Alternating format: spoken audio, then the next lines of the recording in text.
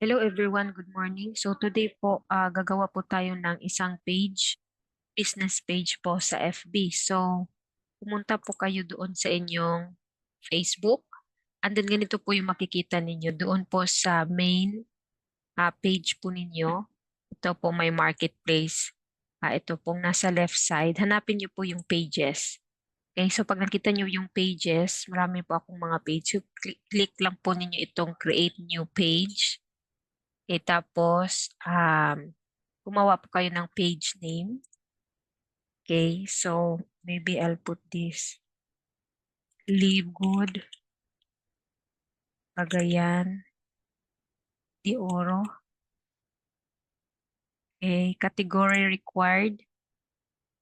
Ilagay po ninyo health and wellness. Website, okay, bio, helping people to stay healthy in an affordable way. Okay, tapos i-create po niyo ito. Create page. Ganun po. Ganun lang po kasimple gumawa ng page. So, pag nakagawa na po kayo ng page, meron po ito, finish setting up your page website. Ilagay niyo po yung Live Good Tour natin. livegoodtour.com/good health for you. Okay, number, hindi ko muna lalagyan ng number. Email, it's up to you if ilalagay po yung email. Address, I'll just put Cagayan de Oro. De Oro, okay. Cagayan de Oro.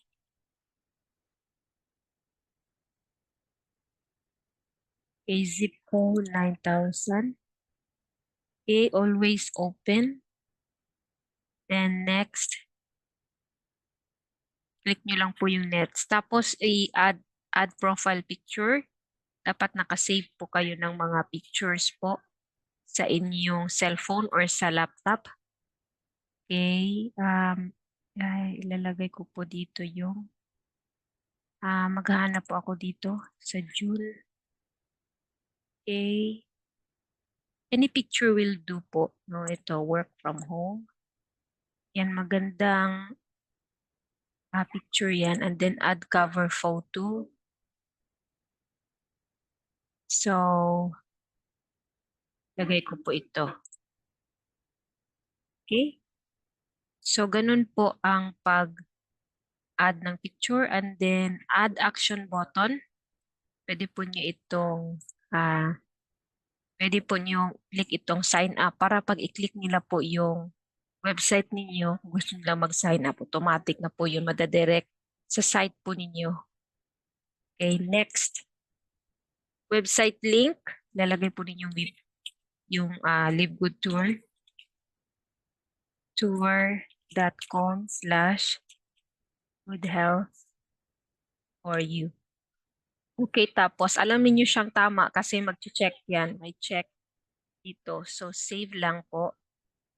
Okay, ayan po. Ito na po yung aking bagong page na ginawa. Then, you can start posting na po dito sa page. O, ito po, may next po siya. Just follow po kung ano pong hinihingi nila. Just click next. Okay, kung meron po kayong cellphone, mas maganda, pero I will not put it. So, skip lang po yan. And then, pwede nyo pong i-invite ang friends po ninyo. Okay? Para mas, ayan, actually, pwede nyo pong ito i-click lahat, no? Kasi select 1,000 of the 2,500 friends na meron po ako. Pwede namang hindi pa for now na i-invite yung friends. Tapusin lang po ito kasi yung green ito po, no? Dapat naka full green po ito para matapos po niyo yung page.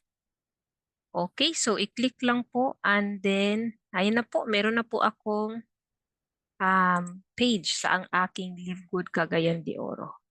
So mag-start din po ako mag-post dito. Ito po yung isang aking page po para sa Live Good.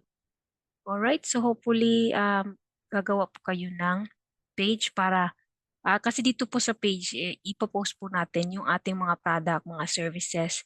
Kasi dapat madami po yung ipo-post natin kasi kung doon tayo doon magpo-post sa inyong FB, main FB, yung ibang tao kasi ayaw nila na nakikita ano yung mga products normally. Parang naiinis sila. So it's good to have your business page po. So that's my suggestion. So that's all for today. Thank you po. Thanks for watching. Bye-bye.